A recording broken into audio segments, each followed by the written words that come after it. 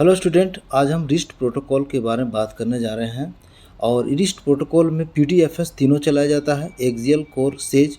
और T1 तीनों चलाया जाता है, T1 एक्सियल, कोर और सेज। और T2 एक चलाया जाता है, कोर। और यदि स्टर का डिमांड है तो T2 स्टर चला देना है। और कोर यदि ट्रॉमा पेशेंट है तो कोर मर्ज चला देना है। और लास्ट में 3D सेज PD क्यूब चलाना है, ताकि जॉइंट के लिए अच्छा रहता है, थिन कट। और इस तरह से ये नी प्रोटोकॉल्स हैं।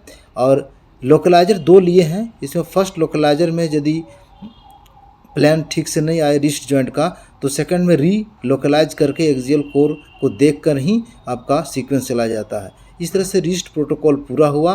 PDFS तीनों, T1 तीनों, कोर, स्टर एंड मर्ज, और लास्ट में 3D सेज क्यूब जो थिन कट होता है।